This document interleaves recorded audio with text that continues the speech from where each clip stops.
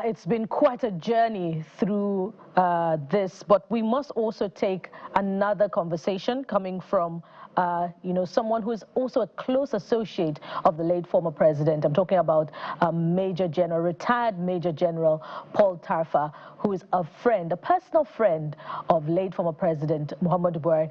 Major Tafa, thank you so much for your patience and for coming through on this one. Well, thank you very much indeed, Bukola.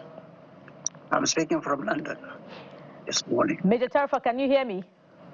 Yes, I can hear you very well. Can you hear me too? So I'm going to just go ahead right into it. I'd like you to summarize for us what you believe to be the most profound aspects of late Muhammadu Buhari's legacies that we should remember him by. Well, thank you very much indeed for inviting me to say one or two things. First of all, let me offer my condolence to Mr. President, his family, and to Nigeria in general. Let me say here that I am one of those that know Buhari very well. We've been together in life for the last 62 years. We met on the 16th of April, 1962, as cadets in Kaduna. And ever since, I had known him to be a fine gentleman, quiet, and he wasn't taken much to talk him. A very devout worker and a good cadet.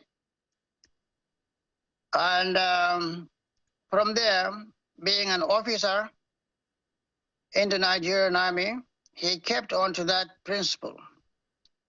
A man so resolute and very committed to his principles. Buhari was a devout Muslim, a very serious person who chose carefully his words. You may say he was an introvert in the sense that he didn't talk so much, and everything he said, as far as I knew, he meant it. Now, my relationship with him since 1962 was such that, if I recall, far back in 1975, I invited him with General Musa Yaradua, when we were lieutenant colonels, to my village in Garkida for Christmas.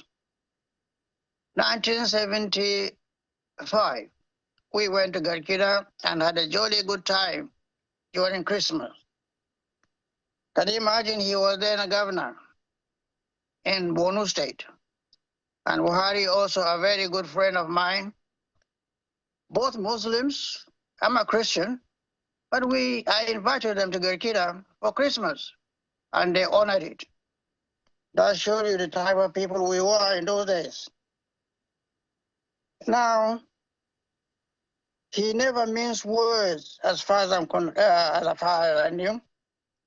Very honest person and a man who kept his principles.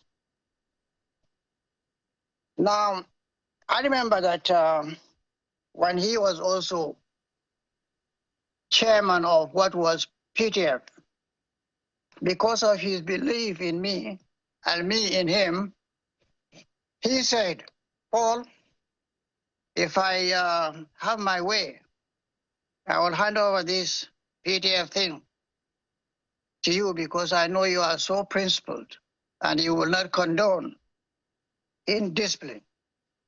I say, thank you very much.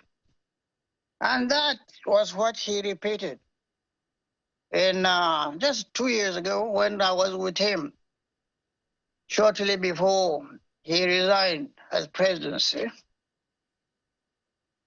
He said, Paul, we have everything to thank God for. I said, yes, sir. He said, today we are 62 years together as friends and colleagues in the military. We never quarreled. But look at it. We were 36 in course 5, and today we are less than 7 altogether. Don't we have a lot to thank God for?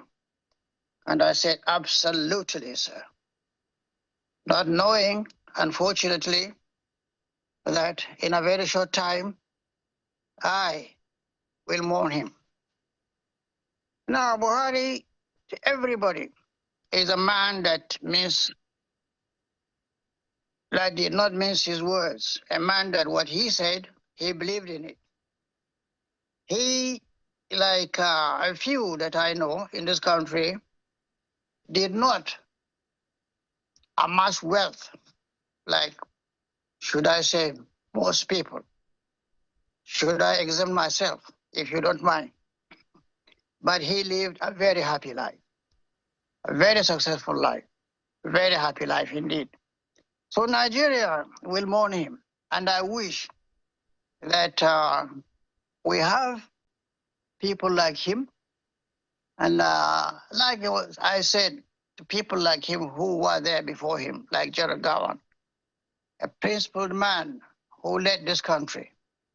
Let us hope that our future leaders will emulate his character. Well, so much to say about him indeed. But if you'd like to ask one or two questions again, I'm here for you, Bukola.